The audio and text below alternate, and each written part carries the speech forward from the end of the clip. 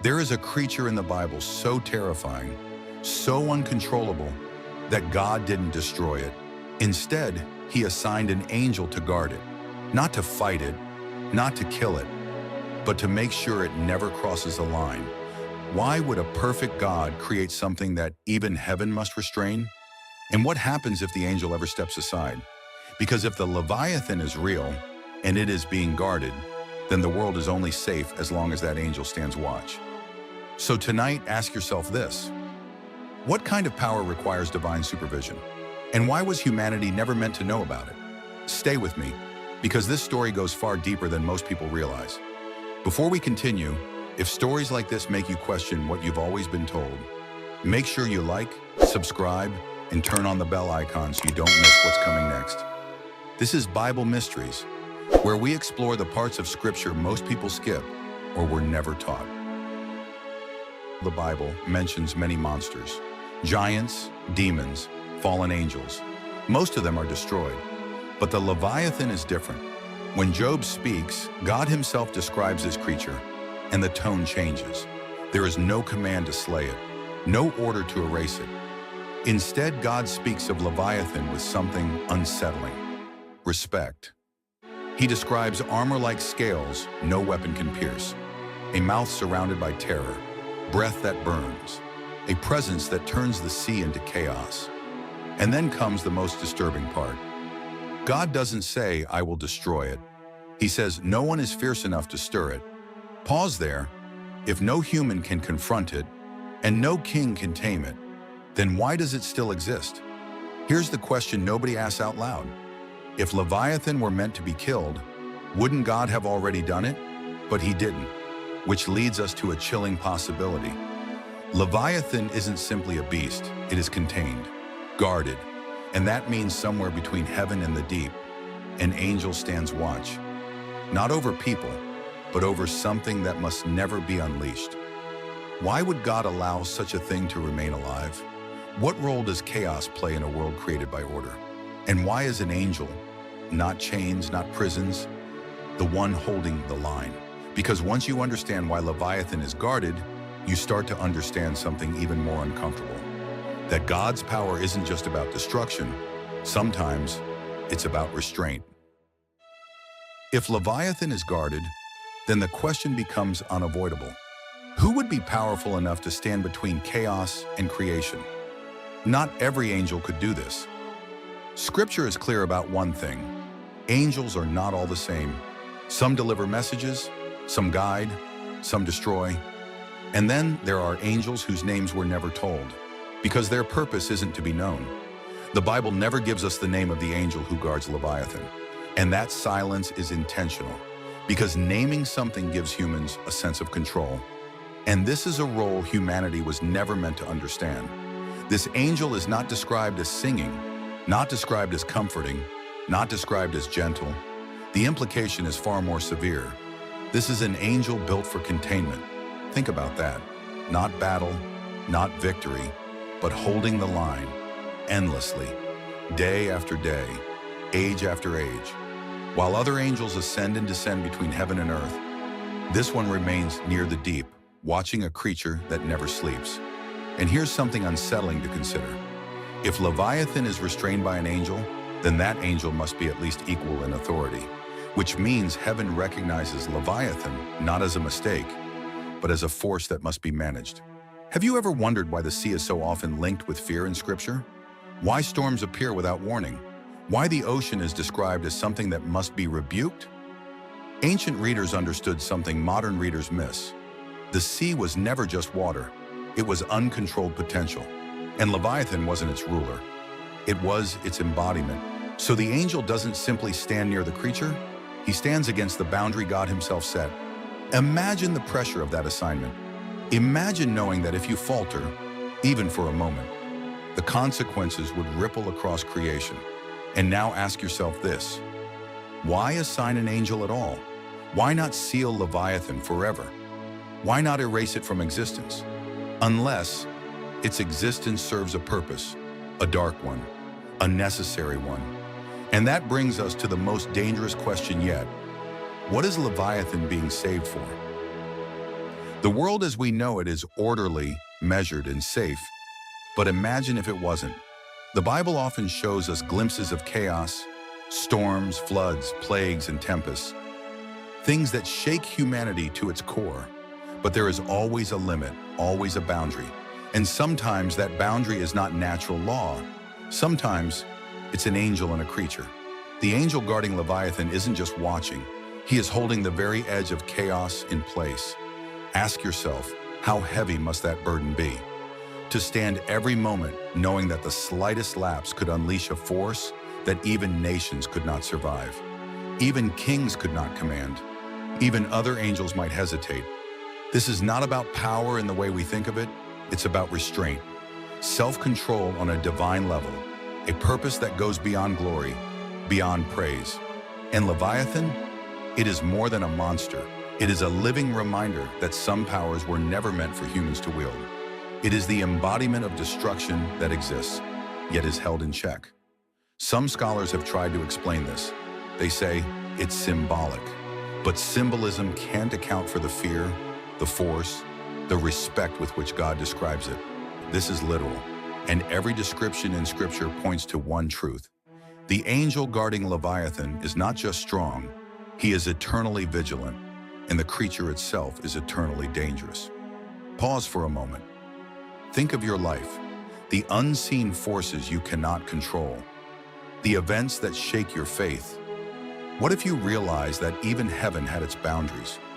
What if you realize that restraint itself is divine work? This angel stands not to fight, not to conquer. He stands to maintain order, to keep chaos contained, to prevent the collapse of creation. And that leads to the question that gnaws at the heart of every believer, every seeker, every human who wonders about the unseen. If an angel must guard chaos, what does that say about our world? And what does it say about the unseen balance holding everything together right now? Because perhaps the story of Leviathan and its guardian is not just a story, but a warning, a reminder that power without restraint is the most dangerous force of all. Most people imagine angels moving freely between heaven and earth, appearing, disappearing, carrying messages, returning to glory. But the angel who guards the Leviathan lives a different reality. This is not a mission with rotation, not a watch that ends, not a task that earns applause. This is eternal assignment. Imagine what that means. No song sung in heaven with the others. No standing before the throne to bask in light. No moment of rest where the burden is lifted, only the sea, the storm, and a creature that never stops testing the boundary. Scripture tells us angels obey instantly, but it never says obedience is easy. And guarding Leviathan is obedience in its most painful form. Because this angel doesn't just guard against Leviathan, he guards for us. Every time the sea rages and stops short, every time chaos rises but doesn't overflow, every time destruction feels close but not final. That is restraint at work, and restraint costs something. The angel stands knowing one terrible truth. If he ever fails, the damage wouldn't be local, it would be global. So he stands soaked by waves, battered by storms, wings torn by endless resistance. Not because he is forced, but because he understands what's at stake. And here's a question most people never consider. What does eternity feel like when your role is to prevent disaster forever? No reward, no recognition, no ending, just vigilance. The Bible never tells us this angel's name, and that may be the most heartbreaking detail of all, because names are remembered. And this angel's sacrifice is meant to remain unseen, which brings us to a sobering realization. Some of the greatest acts of faith are performed where no one ever notices.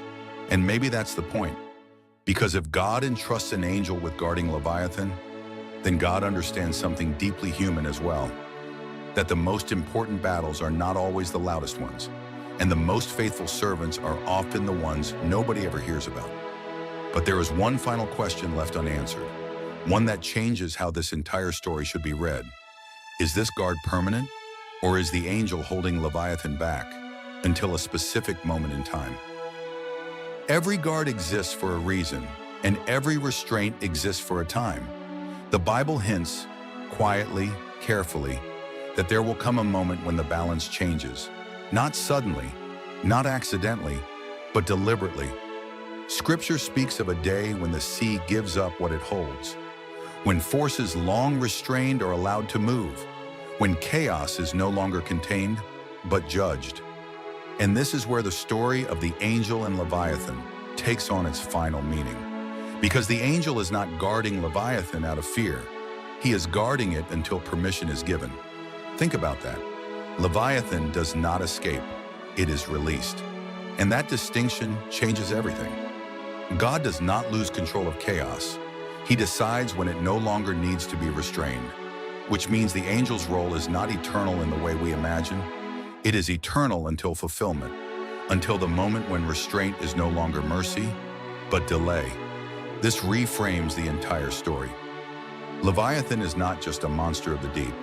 It is a symbol of unchecked power, waiting for its appointed hour.